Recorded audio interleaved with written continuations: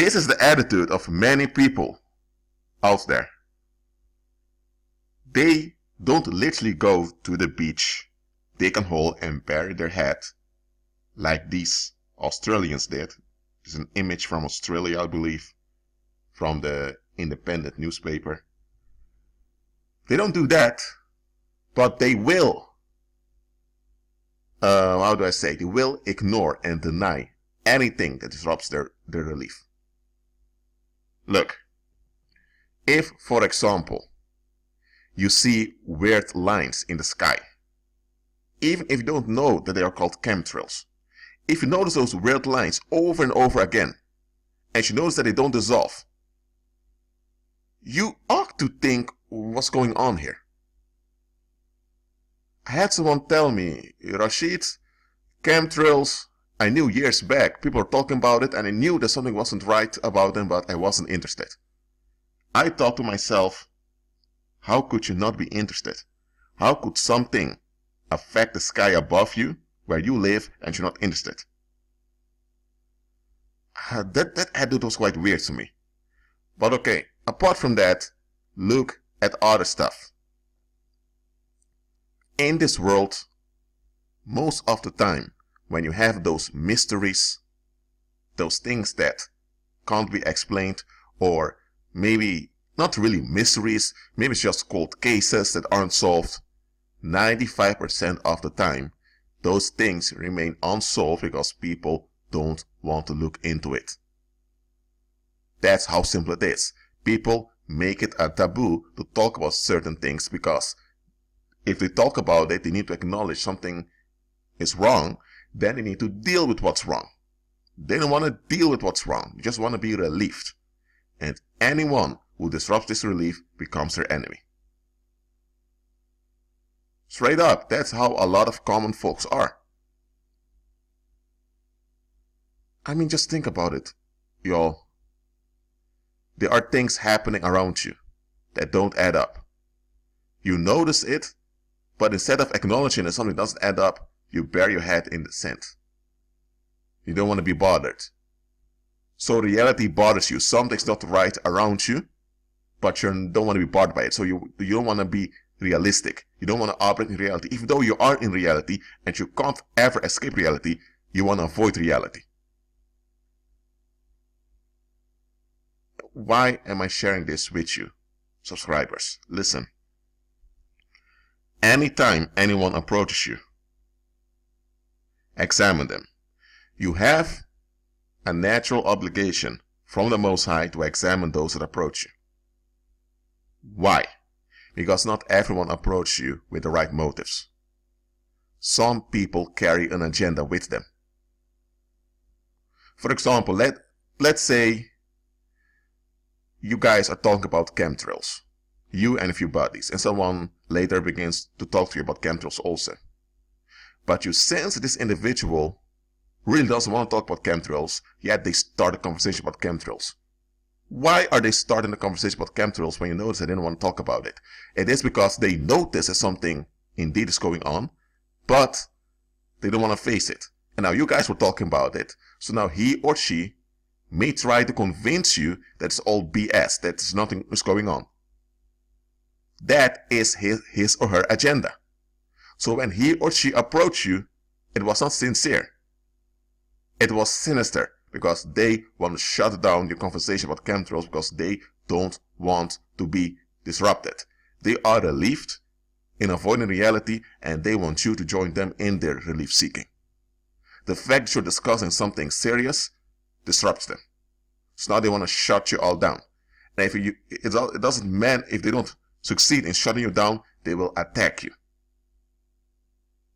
Some folks will use you as an outlet just to save certain relationships. It can be that you have a couple and the guy wants to end the relationship because the woman ain't doing anything. She's only complaining all the time.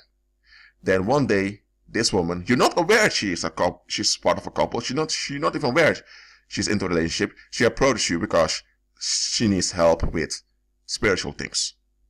She wants to know more about the Bible, so-called. So You help her out. Just once in a while, nothing serious. Just help her out about the word. Now what's going on here? She is using you to later make an excuse to her quote-unquote boyfriend or husband that you are bothering her or harassing her.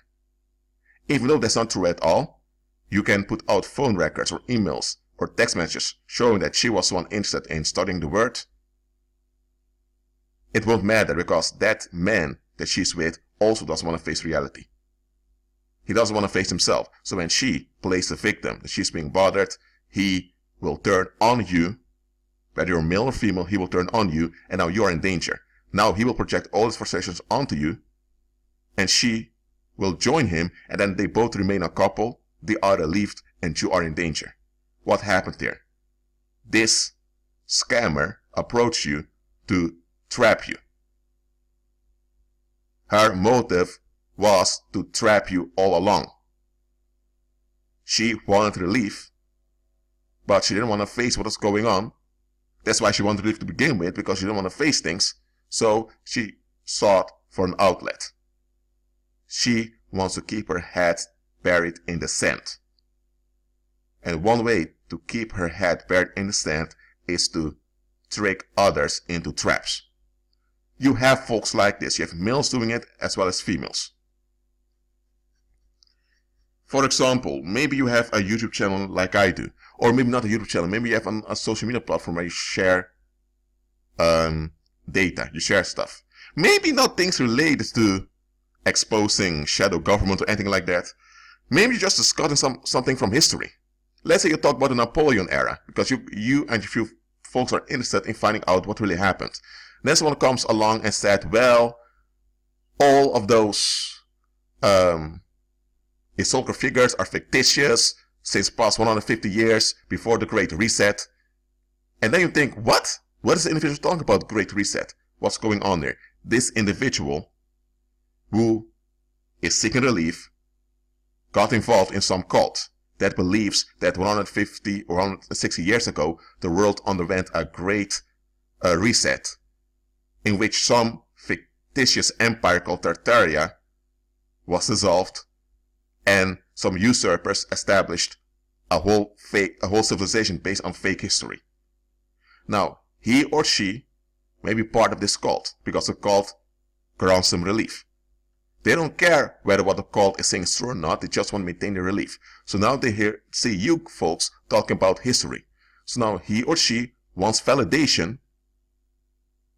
That's why they approach you to disrupt what you're doing so that he or she can promote the agenda.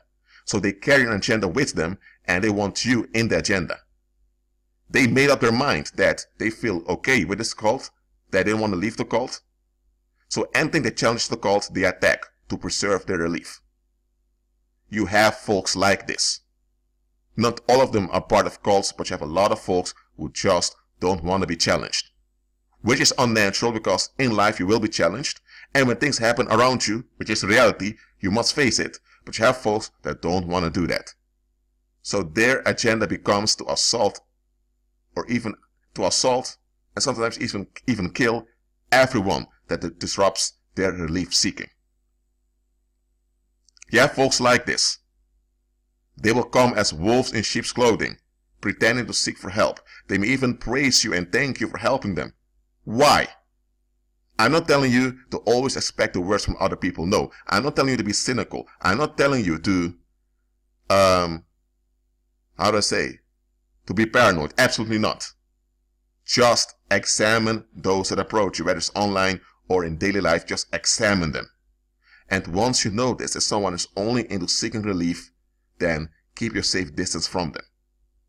And when you notice that there's some kind of agenda behind them, I'm telling you, just lower contact with them, and if needed, just break all contact. Sometimes you have people that are upset and they want a target to release their frustration. So they may decide to talk bad about you behind your back, and then one of the individuals who is codependent on that group will come to approach you. Why? They approach you to find out information about you to give to the group that's murmuring about you. And they're doing this, they are flying among to that group to get validation from that group. So they are sacrificing your well-being just to get relief from those other folks. You have a lot of people like this. More than you realize. Again, don't be pathologically suspicious. Don't be paranoid. Don't be fearful. Just examine those that approach you. I mean it, examine them. This is not the time to play around. Agree with Christ and be at peace.